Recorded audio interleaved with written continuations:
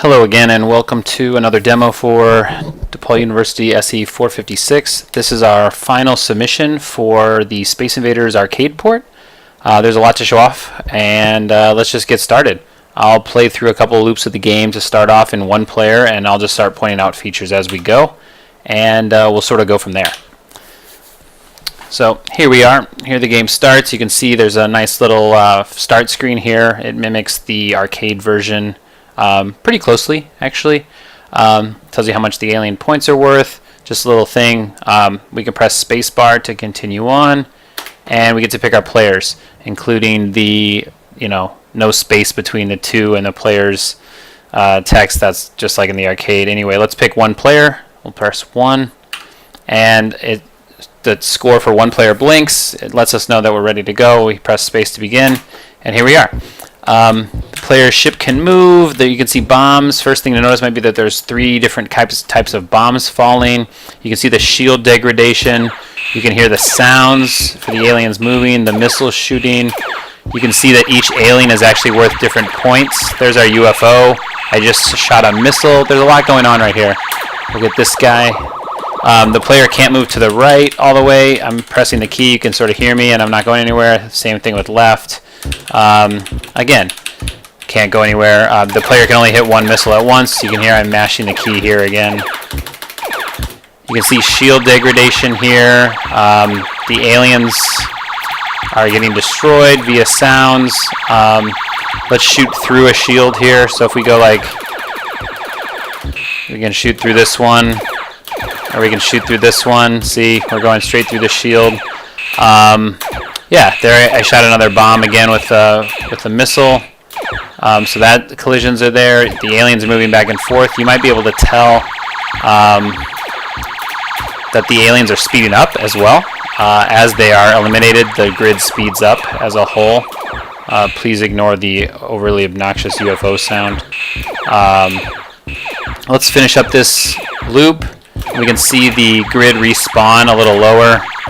Thank you. Which is what happens every time the player completes a grid. The grid actually spawns lower the next time. You can actually see the aliens are really starting to speed up now. Actually, with the last alien as well, you can see the alien doubles in speed. So I'll show that off in a second once I get these last two. So once I get one of these, the last one will double. So there it goes, moving pretty fast. You can hear the sound sort of going crazy. And boom, we got it. There we go, another grid spawns. Let's take care of this one. As an aside here, I don't remember what other features I need to show, but if you press 0, you can actually see the bounding boxes here for our game, which sort of shows off our collisions as well as some of our routes, and we can actually watch things resize, like the shield route will resize if I hit this block as it just did. Let's resize the right side of this grid here. There it goes. So you can see the bounding boxes are updating as you'd expect. Continue on with this version of the grid. You can see the high score updating actually in real time for player 1. We obviously don't have 2 players right now, so there's not a 2-player score to go, but if the 2-player score were higher than the 1-player score, it would upgrade or update that score as well instead of this one. Let's finish off this loop, and then we'll show off 2-player. I think that will be about it. You can see UFOs are working. I'm trying to think of what else. I may pull out my checklist and make sure that I'm doing everything, but I mean, you can see, actually I could just die. You can see that the player dies, he respawns, the aliens continue. Let's finish this loop if I can hit these guys. I cannot. I died again. Hopefully I don't die.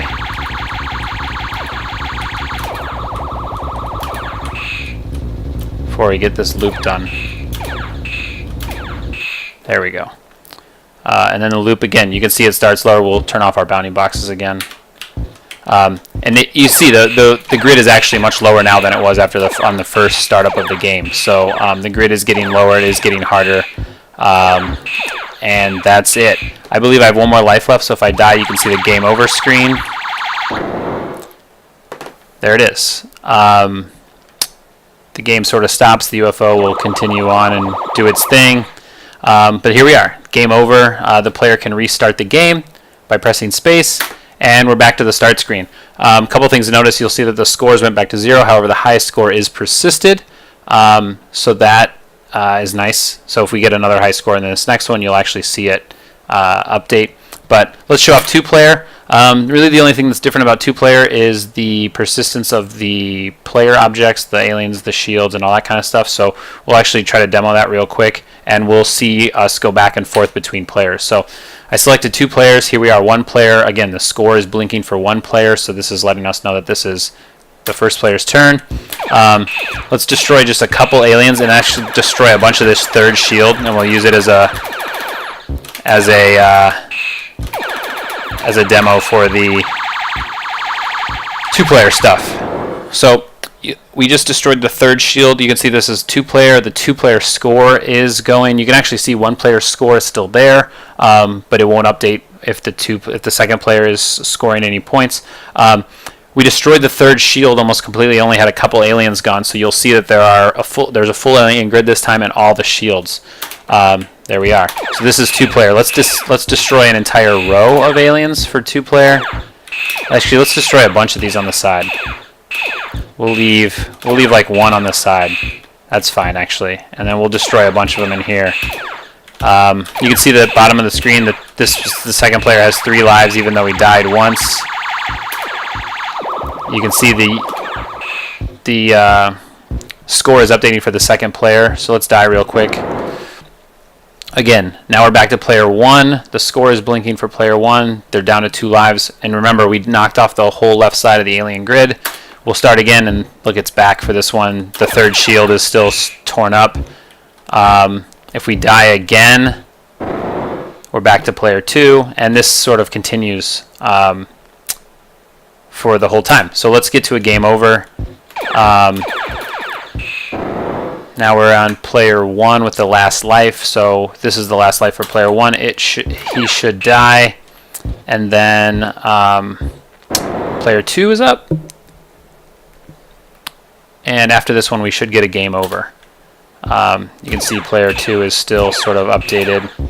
You can see I just shot a missile bomb. I know I've probably pointed that out 3 or 4 times now, but it's a cool little feature. If we die here, we'll get the game over screen. And that's it. That's 2-player. Both players are out of lives, so your only option is to restart the game, and we're back to where we were.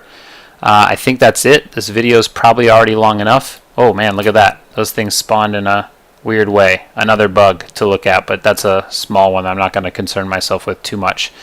This video is already too long. I hope you liked the demo, and that's about it. Thank you, and until next time.